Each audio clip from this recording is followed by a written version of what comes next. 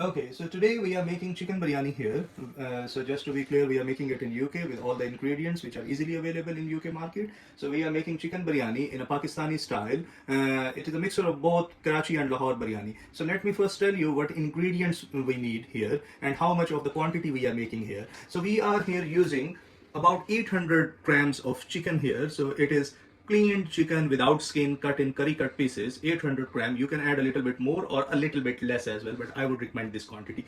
And then we have got 1 kg of basmati rice, long grain basmati rice. This is what I would recommend for biryani. I have already soaked it for 1 hour. They are still underwater and we will drain them soon. So this quantity of the chicken and rice, it will easily feed 6 person, or you can say you can take out 6 plates of biryani out from this quantity. Now coming to the ingredients here. So we have got some spices here. So I'll rapidly go through the spices and the other ingredients, and I'll write them down in the description box as well. So let's start from here. So we have got 1 teaspoon of chili flakes, 1 teaspoon, half teaspoon of red chili powder, 5 teaspoons of salt, 1 teaspoon of paprika, completely optional, a pinch of yellow food color, completely optional again, 4 teaspoon of China salt or Ajinomoto, a flavor enhancer, and then we have got 1 teaspoon of coriander powder, 1 teaspoon of biryani masala. So you can use any brand's biryani masala just for aroma. I am using this Laziza biryani masala here. You can use any other brand as well if this one is not available. Then we have got 1/4 teaspoon of turmeric powder here, and then coming to the whole spices, so we have got about 5 green cardamoms here, 2 pieces of star anise here, about 11 pieces of cloves here, about 2 pieces of big or black cardamom here, 1 teaspoon of black peppercorn kernels here, and I have broken down about an inch of the piece of cinnamon here as well. And then we have got about 1 teaspoon of the cumin here as well. So these are the spices, and then we need 1 teaspoon of tamarind paste here as well, which I have got here, and we need a paste of these 3 things, that is a couple of green finger chilies here, they are very spicy, and about 1 inch piece of ginger here, and a whole full bunch of the garlic cloves here as well. I have made a paste of them here already. And then we need some oil, so it is about 270 ml of oil, or about 1 cup, a little bit more than that. Then we will be needing some tomatoes and some onions here. So tomatoes in weight, they are about 400 grams, and the onions, they are about 180 grams of onions, finely chopped. They should be very finely chopped for the biryani to be authentic here. Okay, so let's move on to the first step here. So the first step of making the biryani is to fry the onions here. So I have already heated up the oil here on medium heat. So once it is heated, you will add all of these onions into the pot, and the pot, it should be a wide pot. You shouldn't be making the biryani in a very narrow pot here. So I have put all of the onions inside, and I'll just give them a good stir here to split them up. So now our purpose here is to fry the onions until they are golden brown, and it will take about 6 to 7 minutes on medium heat for them to be golden brown. We are not burning the onions here as well. And one more thing that I wanted to add here is that as I mentioned earlier, that the quantity is for about 6 persons. Obviously it depends how much one eats. You can adjust the quantity if you are making less or if you are making more. Okay, so as you can see that the onions are almost done. You need to be very careful at this step here, because a lot of people, they can easily get them overdone and then it ruins the flavor. So just maximum a minute more. You can see that they are really beautifully golden brown here. We'll soon take them out of the vessel onto this plate here, where I have put a kitchen towel to soak the excessive oil and everything. And we are going to use the same oil for the further cooking here, so don't worry. Okay, so we have got our fried onion here. So I'll be using about 1/4 of this quantity here at the very end, and the rest of it, this one here, in between the cooking. And I'll let you know where we are going to use it. Now let's move on to the next step of the cooking. So this step, I'm going to turn on the flame again, which I turned off.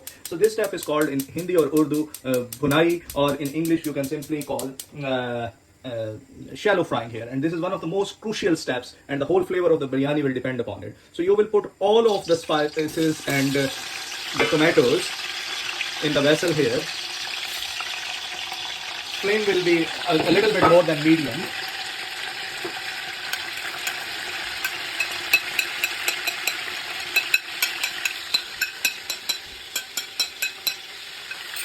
You will add about 1/4 cup of water here as well.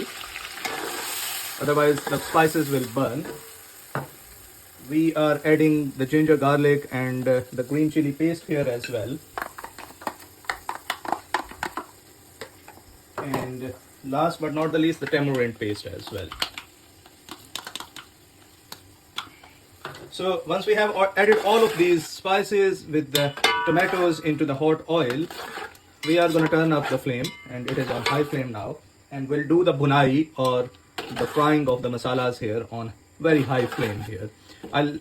It will take about 5 to 6 minutes, but there is no exact timeline. It all depends when the bunai is done, and I'll let you know how to gauge that the bunai is done.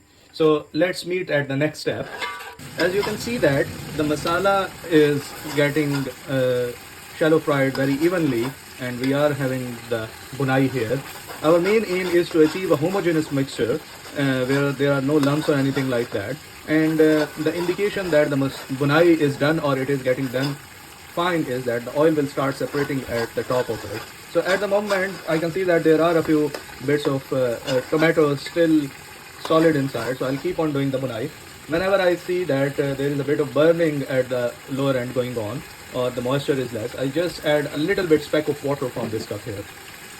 Okay, as you can see that the whole of the oil is now at the top, and it is like a homogeneous mixture here. The aroma here is really very good, and I am going to add chicken now in it.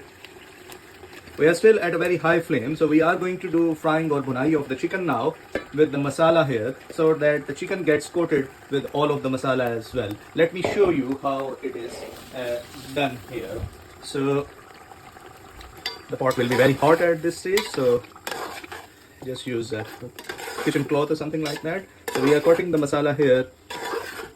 You need to be gentle with the chicken. Chicken is usually very delicate, and you need to be going from the side so that you don't break the chicken. And so the whole bunai, before adding the chicken, it almost took me 10 minutes. So like I said, that it can be different in different kind of utensils and the kind of stove that you have. So I am going to do bunai of the chicken now for about 5 minutes with the masala. We are not going to do the over bunai here because that is going to stale the chicken here. Okay, so I have fried the chicken with the masala for almost 5 minutes here, 5 to 6 minutes. And as you can see that it has really changed its color. It is very well coated in the masala now. So that's it for the bunai or the frying of the chicken with the masala.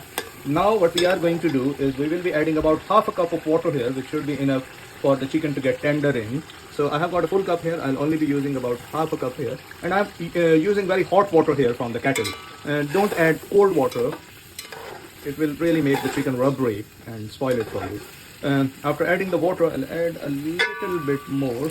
And after adding the water, you remember the brown onions that I set aside, the big chunk. So I'll add all of those boiled, the fried onions in the pot here. Give it a good stir and lower down. So I'll add a little bit more of the water. So it is all about seeing the thing that you should have a very little bit of the watery consistency here. You don't want a thick gravy here because we are going to put it on medium to low heat for about 10 minutes for chicken to get tender. So yeah, I think this is the right quantity of the water, and I'm gonna put a lid over it and leave it on medium to low flame for about 10 minutes here. Okay, while our chicken is getting tender, we'll prepare for the next step. So I have got here some yogurt. I have taken 150 grams of natural yogurt. You are not using the Greek yogurt here, you're using the natural yogurt. I usually use this brand, the Onken Set Natural. It is available in all of the supermarkets. So I have added 150 grams of it and then added a bit of water to make it into a loose mixture here. There shouldn't be any lumps in it. Now we are going to add some spices in this yogurt here. I'm first of all, I'm using this nutmeg powder here. So I am putting a little less than 1/4 teaspoon of the nutmeg powder. Then I have got here mace powder. So a little less than 1/4 of the mace powder, and same goes for this one. This is garam masala powder. You can use any brand's garam masala. I am using my mother's own homemade garam masala here. It's very good. And I will also be using again the biryani masala of the Laziza again, a little less than 1 teaspoon. The biryani masala here that we are using from a brand is only to give a little bit of the aroma, the biryani aroma. One optional thing that you can use here is a pinch of orange food color here. Again, very optional. So we are going to mix all of these spices into the yogurt here. Okay, so we have prepared the spices in the yogurt now. We will also be needing for the last step of the curry here, the chicken here, some green veggies and stuff to garnish. So I have taken a bunch of coriander here. Usually I add a little bit of mint as well, but today I didn't have any mint. I have got 2 slices of lemon here. And then I have got a few of these finger chilies here as well. Don't worry, they are not going to add into the spice here now. They are only for garnish. They are not going to get cooked and they won't add into the spice of the whole of the biryani. I have got some slices of tomatoes here as well. And I'm going to add all of these tomatoes and these green chilies into this mixture. And last but not the least, I have got these dry plums here as well. So they add really a good tangy kind of flavor into the biryani. So I'm going to add 1, 2, 3, 4, 5, and 6 of these dry plums. And remember, we had some fried onions left. So we'll add these fried onions into this mixture here as well. I think this one will be sufficient here. Okay, as you can see that the chicken is very well tender now. In the gravy, it took about 10 to 15 minutes for it to be tender on medium flame. So what we are going to do now is, at a very slow flame, we will add our yogurt spice mixture in the whole of it now here. So let me scoop the whole of it.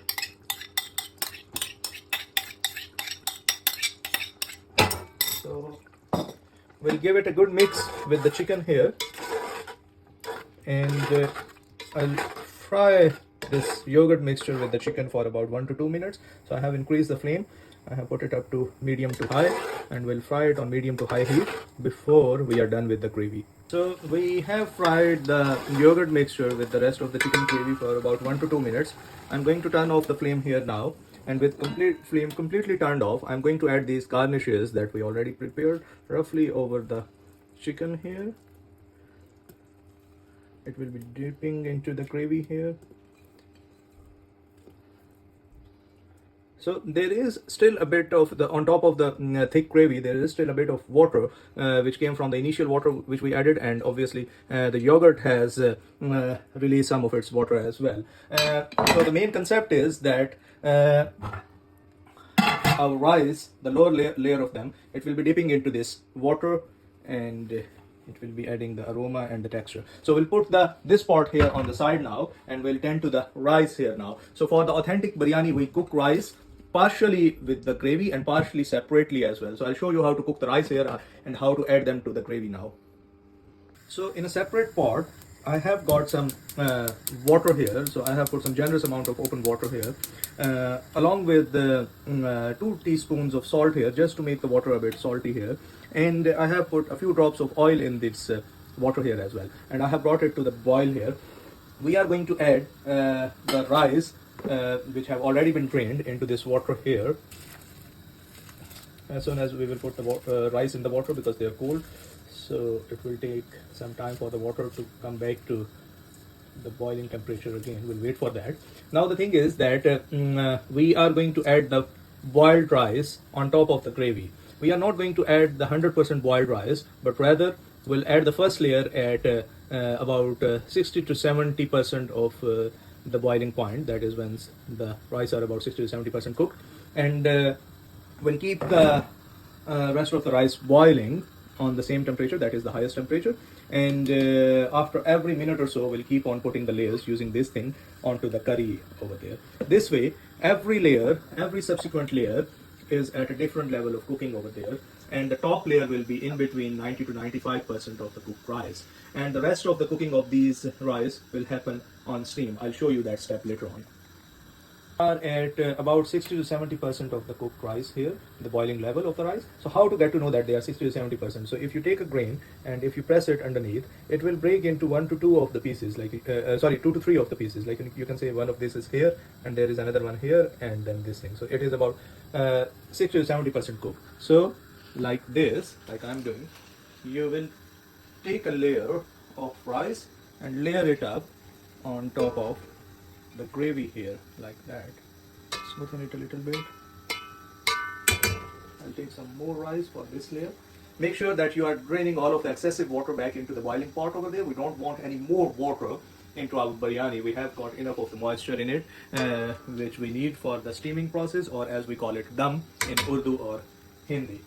Now we will keep on having subsequent layers of the rice here after roughly every 50 seconds to a minute. And as you can see that this pot, the boiling pot, is still on fire, the rice are still boiling, and every next layer will be at different level of cooking from the previous one. So as we are coming towards the top, the rice are more and more cooked. So this is the secret of making a good biryani, which is not overcooked, where the rice are not mushy. And this is the secret that all of you guys have been asking me as well regarding my biryani. So this is the secret tip. So I'm not skipping any step here. I'm showing you the full video because after bunai or the frying, this is the next most crucial step on which the whole texture of your biryani rests upon. As you can see that I keep on flattening the rice in an even manner as well. You don't want a heap or a mound here. I am adding a little bit of salt in between the layers here. This is another of the secret tips as well. I'm only adding a few pinches here so that all of the rice, they are equally salty and not bland. So we are taking another big layer here. So as you can see, very good straining of the water here, and then we'll go for the layering. So yeah, lots of steam, everything is very hot here. Yeah, we have evened it out evenly. I'll give it a bit more time. So usually the very top layer, it should be just below 100%. We are not at the very top layer at the moment, but just letting you know.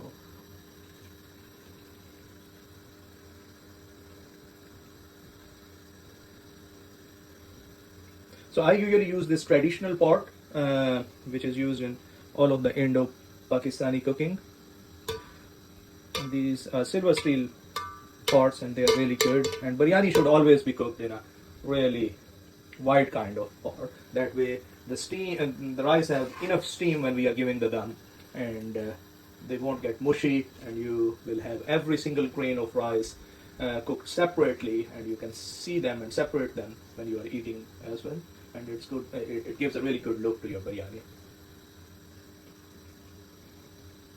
So again, I am evening the whole of the surface here as well, as you can see.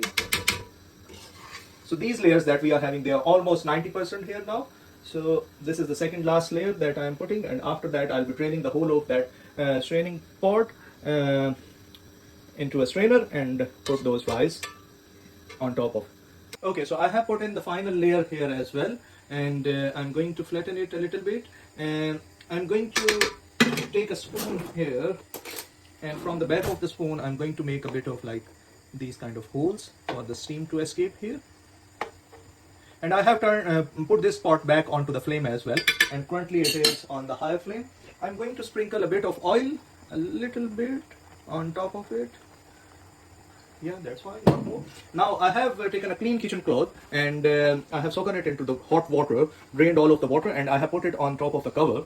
And we are going to put this cover on top of our pot here, and we'll put something heavy on the top so that the steam doesn't escape. So if we can show you, this flame at the moment is very high here.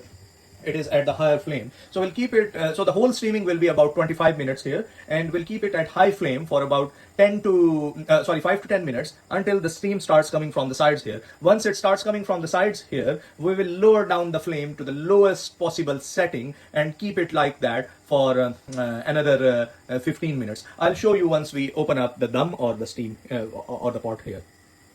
Okay, so the 25 minutes have completed. After 25 minutes, I turned off the flame completely, and I gave it a rest without opening it for about 5 minutes. So we are going to open up the lid now.